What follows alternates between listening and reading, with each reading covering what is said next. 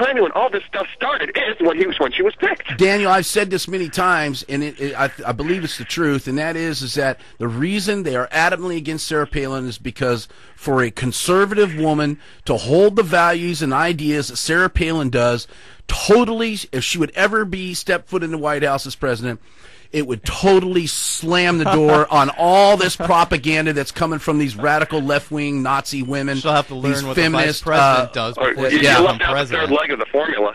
It's not just that she's a woman and she's conservative. She's a beautiful. Yeah, an attractive. Remember, that's right. Those are supposed to be a bunch of old, ugly fogies.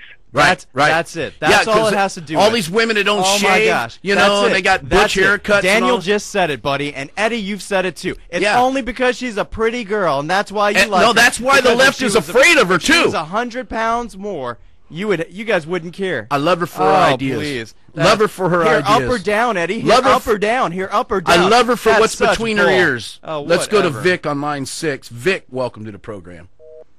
Vic didn't stick around. Too much chatter. 274-5297. 274-KBYR. No, so here, go ahead. I just wanted to say for the Palin piece of it, you know, a lot of the FOIA requests, a lot of the issues stem out of her running for VP. A lot of the issues on the ethics complaints, you know what? They slice both ways. There are some nut jobs out there on both sides of the aisle. Pick your poison. Who will sit there and file complaints for no other reason? You think some of these people who have filed these ethics complaints are nut jobs? Is that what you're saying? I think on both sides of the aisle. I think that there are people who have nothing better than they need a hobby. Just like at least you know. Just like there's people who have nothing better to do. Back when I worked for ATU. Back when we had ATU, there were people who would take it upon themselves to ensure that the ATU repairmen were not loafing off because they were city employees. They had nothing better to do than worry about what ATU repairmen did. I get that. All right, let's go to the phones. Here's a quick, we're talking about whether there's coordination. People want to deny that. Whether the progressives, liberal blogs, are coordinated. Here's their own story, or part of it. Feeling like an endangered species, Alaska progressives are tight. The Alaska bloggers are tighter. Right after the nomination of Sarah Palin for VP, Wasilla blogger, musician, professor, and all-around Renaissance man Phil Munger threw a party at his home, the first of many. Secrecies were sworn.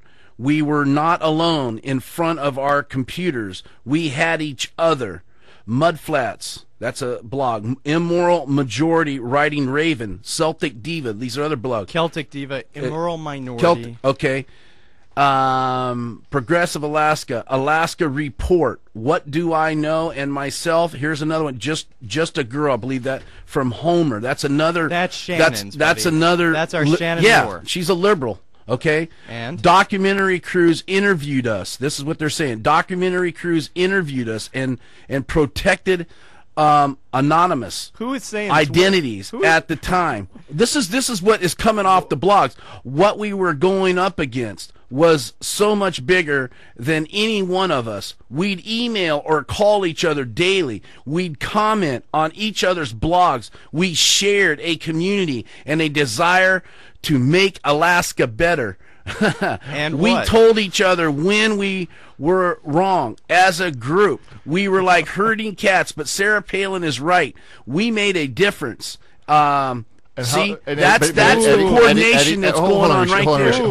Hold on, Rishi. And Eddie, how different is that from the other side with redstate.org, with the Drudge Report, with Drudge Report, redstate.org? You guys denied it was coordinated. I'm just making it a point that it is coordinated. Eddie, you did not prove that it was you are saying that the ethics complaints are coordinated. They're coordinated. It's a coordinated, malicious attack. Just like unfounded Just complaints. like what Meg Stapleton, your buddy Meg Stapleton, is doing with Conservatives for Palin and Sarah Pack and all that.